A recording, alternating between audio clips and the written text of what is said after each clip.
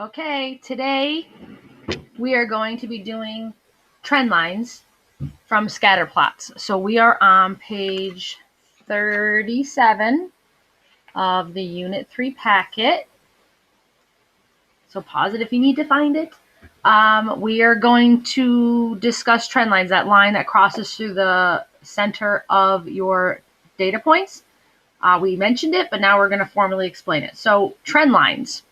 When scatter plots demonstrate a linear relationship, so you draw a line through it and it makes a straight line can be used to show the general pattern of the data.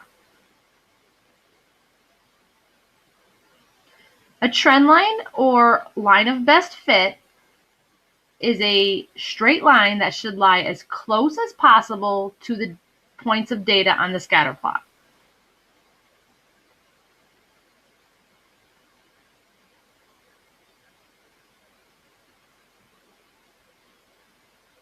So you will see these used interchangeably, meaning some people say trend line and some people say line of best fit. Again, this is something that you'll be using a lot in earth science, Regents Earth Science. I believe they use line of best fit. So for number 1 through 4, we're going to evaluate the scatter plots and the trend lines and see if this is a good trend line or not. So for number 1, this is not a good trend line. You have the data points were plotted, and if you didn't see this line here, you would say that that was a positive association, but this trend line has a negative slope. So this is not a good trend line. Number 2, if you look, the trend line has a negative slope. The data from the scatter plot has a negative association. They're going down. And the line goes right through the middle. So there's like 1, 2, 3, 4, 1, 2, 3, 4, 5, 6 on the side. Oh, there's 5 over here. So like 5 on the bottom, 6 on the top. It goes through, generally through the middle. It doesn't even have to pass through any points. See how this one barely even snips this point right here? It just has to go through the middle. Sometimes you're going to hit through some of the data points. Sometimes you won't pass through any data points. It's trying to get it so it passes through the middle. So this is an excellent trend line. And you can see in number 3, that is not a good trend line. So every single point is underneath it. It doesn't go through the middle. It's on top of it. So this is not a good trend line. I'm saving the written explanation because I do find it takes too much time in the video. And then number 4, although the data has a positive association and the trend line has a positive slope, and they match, this trend line doesn't go through the middle. It should be somewhat like, let's try. I would say, like, maybe the trend line should be, whoa, my ruler gets caught up on that bump on the stapler. Don't you hate that? Maybe like here? Well, I could probably even angle it up a little bit more.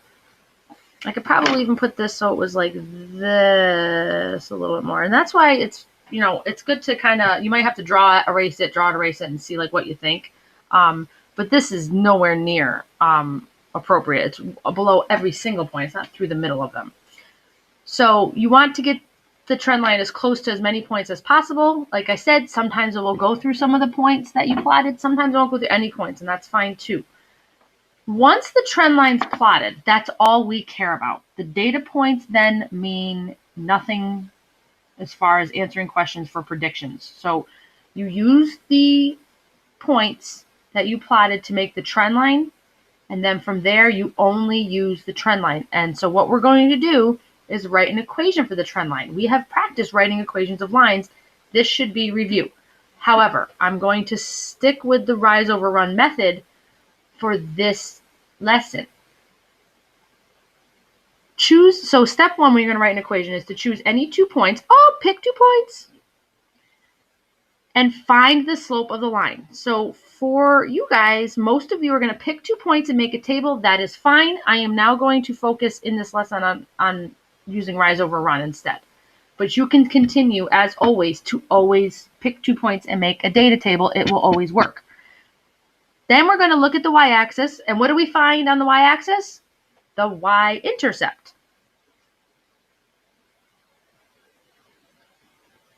You're going to use these two pieces of information to write the equation in what form? Oh, that's slope-intercept form. What slope-intercept form? Oh, what we've been writing our equations in since September. Y equals, what comes here? The slope. What's the symbol for slope? It's m. Y equals mx plus b. What's b the symbol for? Y-intercept. Write an equation in slope-intercept form. See, I said that. I said they would say questions like this, and you're going to be like, oh my gosh, what's slope-intercept form? Oh, you know now, because we've talked about this, oh no, maybe 100 times. Now, hopefully you know. It's okay if you still don't. Write an equation in slope-intercept form. That's this. For each of the trend lines. Sorry. So what we're going to do is we're going to pick 2 points. This is the key. We're going to pick 2 points on the line. If we're going to write an equation of the trend line, we need 2 points from the trend line. You don't want to pick the data points from the scatter plot. You want to pick 2 points on the trend line. That's the biggest thing from this whole lesson. So let's pick, say, 0, 8. Let's see. Bloop, bloop, bloop, bloop. Where's another point? I can't tell if that goes through, so why don't we use this point right here? And let's use our rise over run. So the vertical change, so between these 2 points, what's the height difference? The height difference is right here, 2 boxes. The 2 boxes are worth 2. So it went down 2. And then right here, we're going to go over 1, 2, 3, 4, 5, 6. So is each box worth 1? Yes. So we went down 2, right 6. So it's change in y, so the vertical change over the horizontal change, negative 2 over 6, which simplifies to negative 1/3. Okay? That is your slope. What's the y-intercept? The y-intercept is where this line meets this line, and that would be right at 8. So b equals 8. Now we can take that information and write it in slope-intercept form. Y equals negative 1/3 x 8. No, plus 8.